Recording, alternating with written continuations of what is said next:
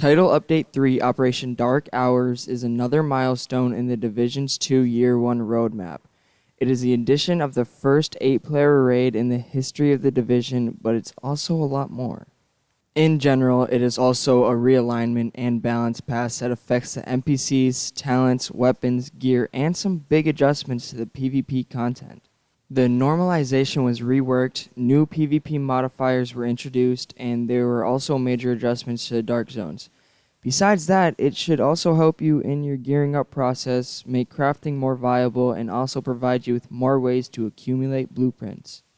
Now, according to a leak, the raid begins on the Arlington Bridge and all 8 players will need to make it to the other side alive, without using any of the skills in the Division 2. Even though players will apparently be without that major part of their loadouts, enemies will drop items that will boost players' bullet damage against enemies. As raid teams near the end of the bridge, one random player will be marked hunted. That player will be the only person who can spot the escape route off the bridge and will have to communicate with the rest of the team where to go. But that same player will also be the sole focus of every enemy, so it seems that the other 7 players will need to protect them as the entire team finishes the encounter. Next, the leak details say that after clearing the bridge, the 8-player raid team will be split into 2 teams of 4 players and enter a bazaar area. One team will be the watchtower team and needs to reach a watchtower to the north of the bazaar. Another will be off the grid and will need to search the bazaar for a stolen GPS. Once the GPS is found, they fire off a flare to the team at the watchtower, who will fire off missiles using the coordinates from the GPS. At that point, elites will spawn in and the 2 teams will need to get out of the area through 2 different routes and meet at an extraction point outside the area to end the encounter. Finally, the raid will conclude at the airport. The raid team will move from the parking lot to an upper level of the parking lot, but along the way, players will be attacked by artillery and attack helicopters. The raid will end on the runway against a main boss and a mini-boss of sorts that accompanies it. According to the leak, the main boss will not deal damage directly to the players, but the mini-boss has an ability that, if activated, can wipe the entire team instantly. Now, I personally don't really know how that's going to work out, but let's hope it does if it proves to be true.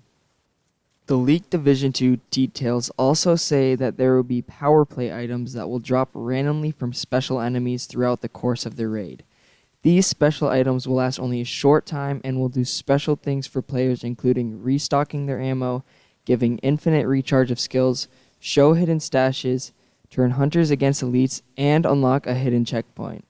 While the raid will be included in the update, it won't actually open and become available to play until shortly after the update has been out. According to Ubisoft, the delay is to give players a chance to gear up and sort out their builds with all of the changes the update introduces. Title Update 3 was originally going to push the Division's 2 max gear score to 515. However, player feedback encouraged Ubisoft to keep it at 500 for players who have spent hours finding the best gear and farming builds. Rather than forcing players to continuously chase items with a higher gear score, Ubisoft agreed that the Division 2 should be more about finding a playstyle and build that you enjoy and farming for those specific items for the builds you want. Keeping gear score at 500 doesn't mean you're totally in the clear though. With all the changes to the talents and weapons, you're almost certainly going to have to experiment with new talents, weapons, and gear to find the best new builds. It's because of all these changes to the items that Ubisoft is not releasing the raid right away.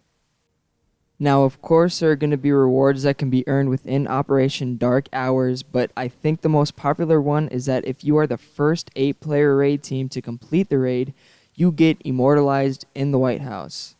Now, other rewards you will be able to earn is exclusive raid gear, which is 3 gear sets and an exotic weapon called the Eagle Bearer. Along with the Dark Hours apparel event, you can earn 5 outfits and 1 uniform, 2 masks, 4 emotes, and 8 weapon skins.